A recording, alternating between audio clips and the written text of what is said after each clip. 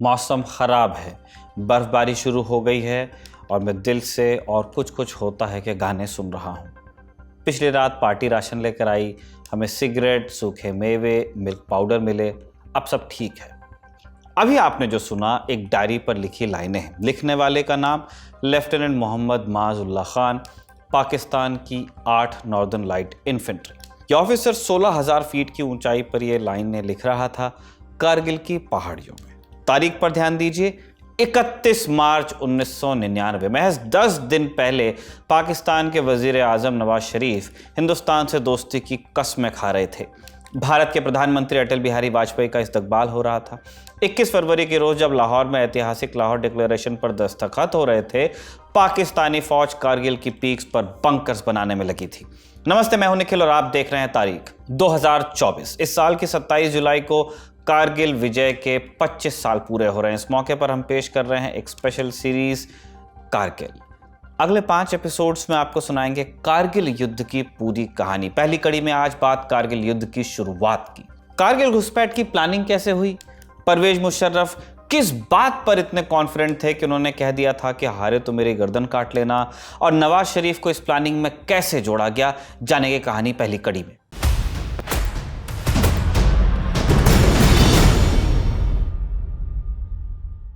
कारगिल में घुसपैठ हुई है, ये बात भारतीय जवानों को 3 मई को पता चली, लेकिन ये इस युद्ध का ट्रिगर पॉइंट नहीं था। ट्रिगर तो 1984 में ही दब गया था। जून 1984 में हुए ऑपरेशन ब्लू स्टार से कुछ दिन पहले बीबीसी के पत्रकार सतीश जैकब ने सिख चरमपंथी नेता जर्नैल सिंह भिंडरावाले के साथ 3 घंटे लंबा इंटरव्यू किया। इस इंटरव्यू में जब सतीश ने भिंडरावाले से पूछा कि वो भारत की फौज से कैसे लोहा लेंगे, तो भिंडरावाले का जवाब था, हमने सारी स्कीम बना ली है। यहाँ से 10 किलोमीटर दूर पाकिस्तान से सटा खालड़ा बॉर्डर है। हम खेतों के रास्ते महज 45 मिनट में पाकिस्तान पहुँच सकते हैं। उनके साथ हमारी समझदारी ठीक है, वहाँ पहुँचकर हम गोरिल्ला वॉर शुरू कर देंगे। खालिस्तान आंदोलन को पाकिस्तान की सरपरस्ती हासिल थी, ये बात भारत की खुफिया एजेंसियों से छिपी नहीं थी। पाकिस्तान की इन्हीं सारी हरकतों का जवाब देते हुए हिंदुस्तान ने उसे दुनिया के सबसे ठंडे मोर्चे पर घेरा। 13 अप्रैल 1984 को लेफ्टिनेंट जनरल प्रेम नाथून के नेतृत्व में कुमाऊं रेजिमेंट की एक पूरी बटालियन सियाचिन पर चढ़ बैठी। इस ऑपरेशन को नाम दिया गया मेघदूत। सियाचिन में पाकिस्तान को मुंह की खानी पड़ी। पाकिस्तान में इस वक्त जनरल जियाउल हक की तानाशाही चल रही थी। वो सियाचिन में मिली हार से झल्लाए हुए थे।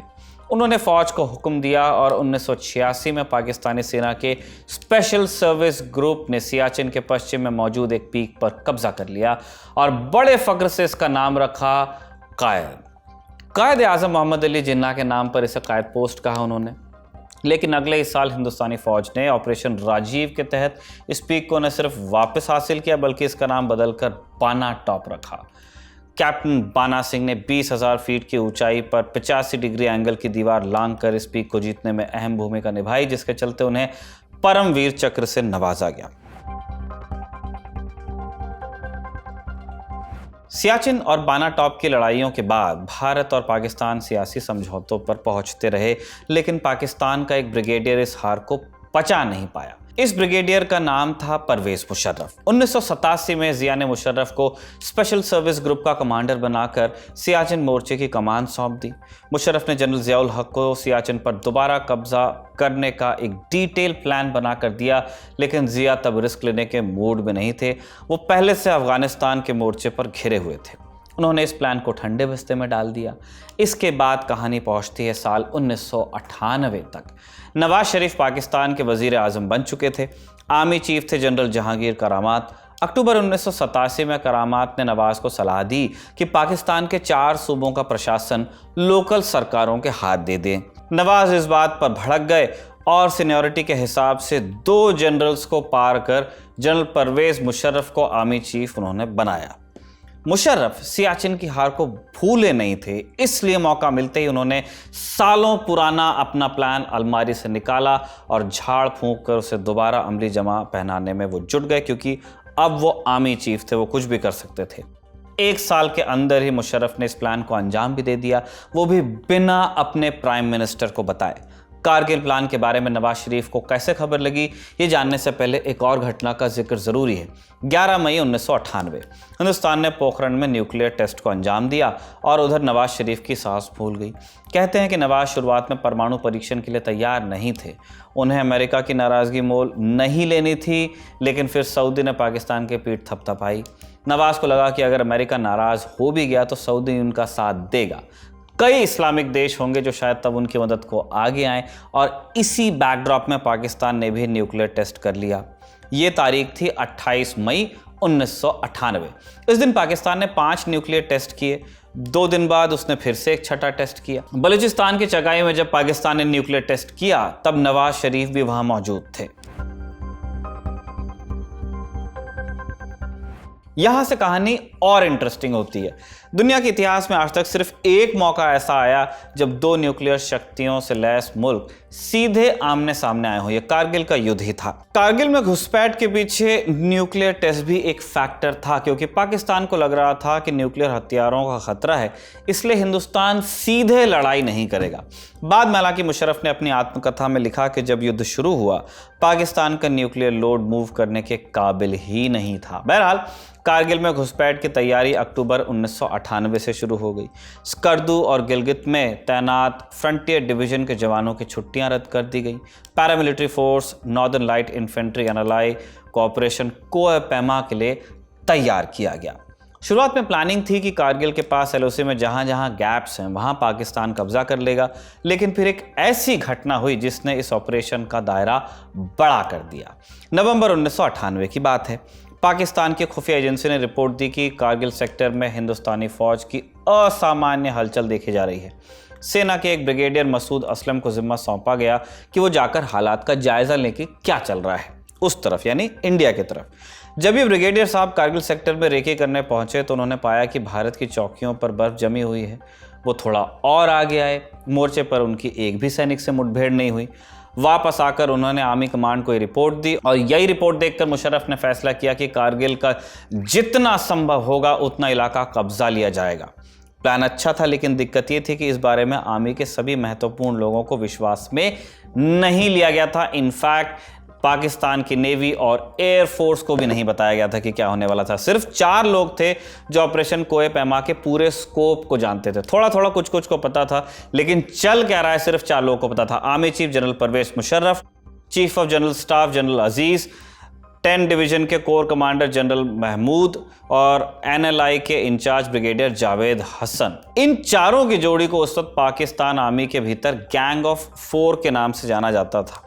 पाकिस्तान की एक पत्रकार नसीम जहरा की लिखी एक किताब का नाम है from Kargil to the coup, events that shook Pakistan.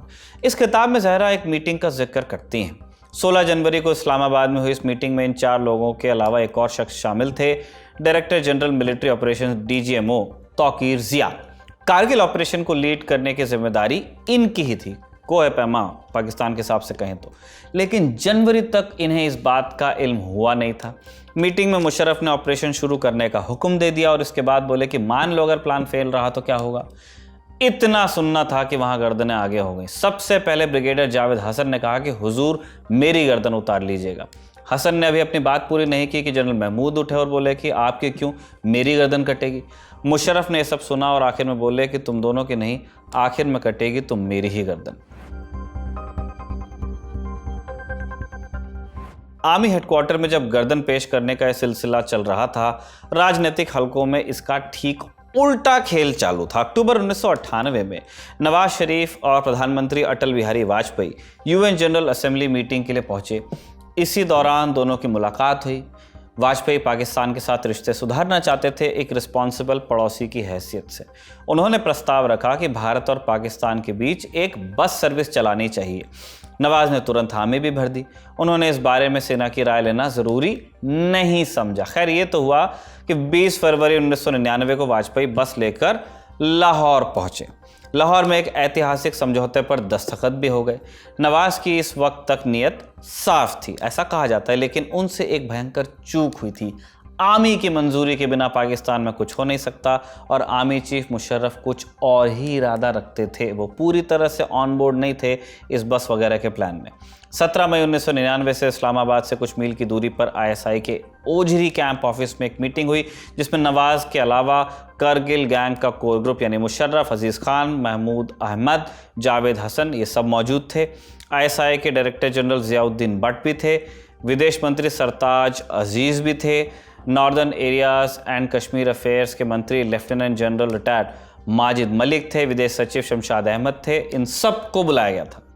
इससे पहले भारत की मीडिया में खबरें आ रही थी कि पाकिस्तानी सैनिकों की देखरेख में कई मुजाहिद LOC पार करके हिंदुस्तान में घुस आए। जब मीटिंग शुरू हुई तो पाकिस्तान के director general of military operation DGMO presentation देने के लिए खड़े हुए। DGMO ने नवाज से मुखातिब होकर कहा कि सर, कश्मीर में आज़ादी की लड़ाई को और तेज़ करने की आपकी इच्छा के मुताबिक हमने एक प्लान बनाया है। ये 5 चरणों का ऑपरेशन होगा। इसका पहला स्टेज पूरा हो चुका है। फिर नवाज को एक मैप दिखाया गया, इसमें कुछ पॉइंट्स बने थे। नवाज को बताया गया कि ये जगह हासिल की जा चुकी हैं। अब नवाज शरीफ को जो मैप दिखाया गया वो टिपिकल फौजी मैप था। बहुत सारी इंफॉर्मेशन थी, कहीं कोई निशान, कहीं कोई बिंदु, लेकिन किसी चीज़ का पूरा नाम नहीं लिखा था। बहुत सारी चीज़ें कोड्स में थी। आम आदमी या जो सिविलियंस है उनके पल्ले पड़ना बहुत मुश्किल होता है जिस तरह से आर्मी मैप को पकड़ती है। इसमें LOC भी साफ साफ नहीं दिख रही थी। जब नवाज को इसी मैप में भारत और पाकिस्तान की पोजीशंस दिखाई गई तो नवाज को आइडिया नहीं लगा कि कौन कहां बैठा है। ब्रीफिंग में यह जिक्र भी नहीं किया गया कि पाकिस्तानी सेना ने लाइन ऑफ कंट्रोल को क्रॉस कर लिया है। जाहिर है नवाज बस ये समझते रहे कि पाकिस्तानी जवान घुसपैठ करवाने तक की भूमिका में ही रहेंगे और आगे का काम ये सो कॉल्ड मुजाहिद करेंगे। नवाज को बताया गया कि पाकिस्तान ने सामरिक महत्व के कुछ ऊंचाई वाले इलाकों को अपने कब्जे में लिया है, लेकिन ये वो इलाके हैं जो अनडिमार्केटेड जोन में आते हैं, मतलब वो उन इलाकों में हैं ये पीक्स जिनका अभी फैसला नहीं हुआ है कि किसके पास है। मुशर्रफ ने नवाज से कहा कि जनाब, हम ऐसी जगह पहुंच चुके हैं जहां से वापसी नामुमकिन है। मेरा सारा तजुर्बा कहता है कि इस मिशन में जीत की पूरी गारंटी है। अजीज़ खान अपनी जगह पर खड़े होकर नवाज से कहते हैं कि सर, जिन्ना और मुस्लिम लीग की कोशिशों से पाकिस्तान बना, पाकिस्तान बनाने वालों के तौर पर उन्हें हमेशा याद रखा जाएगा। अब अल्लाह ने आपको ये मौका दिया है कि भारत के पास कश्मीर का जो हिस्सा है उसे वापस लेने का मौका आपको मिला है। पाकिस्तान के इतिहास में आपका भी नाम सुनहरे अक्षरों में दर्ज होगा। कश्मीर फतेह का कारनामा आप पूरा कर दिखाएंगे। हवा भर दी। अब ये सारी बातें सुनकर नवाज की बाँछें खिल गई एक ऐसे बच्चे की तरह जिससे अफलातूनी सब्ज़बाग का भरोसा हो गया हो। नवाज शरीफ फिर कहते हैं कि तो आप कश्मीर पर पाकिस्तान का झंडा कब तक फहरा देंगे? मुशर्रफ कहते हैं कि जल्द से जल्द फहरा देंगे। इस ऑपरेशन के लिए हामी भरते वक्त नवाज लाहौर समझौते को भी भूल गए। विदेश मंत्री सरताज अजीज़ ने उन्हें इसकी याद दिलाई। सरताज ने नवाज से कहा कि आपको नहीं लगता कि ऑपरेशन लाहौर समझौते के खिलाफ जा रहा है? इसके जवाब में नवाज शरीफ कहते हैं कि सरताज अजीज़, क्या हम कागज़ पत्थर के सहारे कभी कश्मीर हासिल कर सकते हैं? हमें यहाँ कश्मीर को झटकने का मौका मिल रहा है। प्लान को हरी झंडी दिखाने के बाद मीटिंग से निकलकर नवाज अपनी कार में बैठे। Defence secretary lieutenant general retired Iftikhar Ali Khan ने अपनी कार में बैठकर उनका पीछा किया। ये रात के करीब 9 बजे की बात है। नवाज अपने घर की लिफ्ट में घुस ही रहे थे कि उसी समय इफ्तिकार भागते भागते उनके पास आए और इफ्तिकार ने कहा कि सर, मुझे आपसे बात करनी है, बहुत ज़रूरी। जवाब में नवाज ने कहा कि आप कल सुबह बात कीजिएगा मुझसे, मगर इफ्तिकार ज़िद करते हैं। नवाज को उनकी बात सुनने के लिए राज़ी होना पड़ता है कि भाई इतनी अगर कोई ज़िद कर रहा है तो कुछ इंपॉर्टेंट बात होगी। इफ्तिकार ने फिर नवाज से पूछा कि क्या फ़ौज ने आपसे LOC पार करने की इजाज़त ली? प्राइम मिनिस्टर आप हैं। इस सवाल पर नवाज शरीफ थोड़ा चौंके कि यार ये किस तरह की बात है, मेरे दिमाग में नहीं आया। उन्होंने पूछा कि क्या फ़ौज ने LOC को पार किया है? तब इफ्तिकार ने उन्हें बताया कि मुजाहिद नहीं बल्कि पाकिस्तानी फ़ौज LOC के पार भारत के हिस्से में कई पोस्ट बनाकर बैठी हुई है। फिर इफ्तिकार का सवाल था कि मियाँ साहब, आप जानते हैं ना कि LOC पार करने का अंजाम क्या होगा? और अब जाकर नवाज को ग्रेविटी समझ में आती सिचुएशन की कि बात कहाँ तक चली गई। उन्होंने अगले दिन अपने घर पे एक कैबिनेट मीटिंग बुलाई, उन्हें सब कुछ बताया गया। यहाँ जाकर नवाज को समझ में आया कि फौज और आईएसआई ने उनसे बिना बात किए, बिना उनकी परमिशन लिए, यानी सर्विंग प्राइम मिनिस्टर को बिना भरोसे में लिए जंग छेड़ दी है। नवाज ने मुशर्रफ को तलब किया। करीब 1 घंटे बाद जनरल मुशर्रफ नवाज के घर पहुंचे। प्राइम मिनिस्टर ने बुलाया, 1 घंटा उन्होंने लिया आने में। उस मीटिंग में कुल 3 लोग थे, नवाज शरीफ, परवेज मुशर्रफ और डिफेंस सेक्रेटरी इफ्तिखार, जिन्होंने बताया था प्राइम मिनिस्टर को। नवाज ने सीधे सीधे मुशर्रफ से पूछा कि क्या आपने, यानी पाकिस्तान की फौज ने एलओसी को लांघ लिया है? मुशर्रफ ने तुरंत कहा कि जी जनाब, हमने एलओसी तो पार किया है। नवाज ने पूछा कि इसकी इजाज़त आपने किससे ली? मुशर्रफ ने कहा कि मेरी अपनी जिम्मेदारी पर मैंने किया है, अगर अब आप कहें तो मैं फौज को वापस बुलाने का हुक्म देता हूं। अब इसके बाद नवाज ने जो कहा और किया वो शायद एक किस्म की मानसिक विक्षिप्तता थी। इफ्तिकार की ओर देखकर नवाज ने कहा कि आपने देखा, इन्होंने अपनी जिम्मेदारी कबूली है। चूंकि फौज सरकार का ही हिस्सा है, तो आज से हम इस ऑपरेशन में फौज की मदद करेंगे। यह हो गई उठापटक। अब इस उठापटक के बाद देखिए कि पाकिस्तानी फौज की प्लानिंग क्या थी। 1999 में जम्मू कश्मीर सूबे के 3 प्राइमरी हिस्से थे, एक जम्मू डिवीजन, दूसरा कश्मीर घाटी और तीसरा लद्दाख। चूंकि कश्मीर का एक हिस्सा अभी पाकिस्तान के अवैध कब्जे में है, तो आप उसे चौथा हिस्सा मान लीजिए। हम मैप के हिसाब से कह रहे हैं, समझ की आसानी के लिए हम यही मानते हैं कि पाकिस्तान के अवैध कब्जे में जो कश्मीर है वो हिंदुस्तान का हिस्सा है। जम्मू की तरफ से कश्मीर घाटी में घुसने का रास्ता है बानिहाल दर्रा। लद्दाख की ओर से अगर आप घाटी में आए तो आपको जोजिला पार करना पड़ेगा। डीजीएमओ ने नवाज को बताया कि हम मुजाहिदों को लद्दाख में घुसाएंगे और वहां वो अपनी गतिविधियां शुरू करेंगे। दूसरी तरफ कई मुजाहिदीन जम्मू में घुसपैठ करेंगे। इनसे निपटने के लिए भारत अपनी फौज लद्दाख और जम्मू की तरफ भेजेगा। उस समय घाटी में भारतीय फौज नाम की बची रह जाएगी और यहीं पर शुरू होगा ऑपरेशन का चौथा स्टेज। मुजाहिदीनों के सहारे पाकिस्तान बनिहाल और जोजिला को ब्लॉक करेगा। इस तरह कश्मीर घाटी को अलग थलग करके पाकिस्तान उस पर कब्जा करेगा। डीजीएमओ ने नवाज को लॉलीपॉप थमाया, कहा कि घाटी से कट जाने की वजह से भारत की हालत खराब हो जाएगी और वो घुटनों पर आकर आपके सामने गिड़गिड़ाएगा। तब भारत के पास आपसे बातचीत के सिवा कोई रास्ता नहीं बचेगा। ऐसे में पाकिस्तान उसे अपनी शर्तों पर बात करने के लिए मजबूर कर सकेगा। आप पोजीशन ऑफ स्ट्रेंथ से बात करेंगे वाजपेयी से। अभी जो वॉर प्लान था ये थ्योरी के हिसाब से अच्छा था, लेकिन पूरा नहीं हो पाया। भारत की फौज ने इस प्लान को कैसे फेल किया, भारत को घुसपैठ का पता कैसे चला, ऑपरेशन विजय की शुरुआत कैसे हुई, जानेंगे कहानी तारीख के अगले एपिसोड में। तारीख इस एपिसोड को हम यहाँ पे विराम दे रहे हैं। इसे कमल ने लिखा और विजय ने रिकॉर्ड किया। आप देखते रहिए दी ललन टॉप। जय हिंद।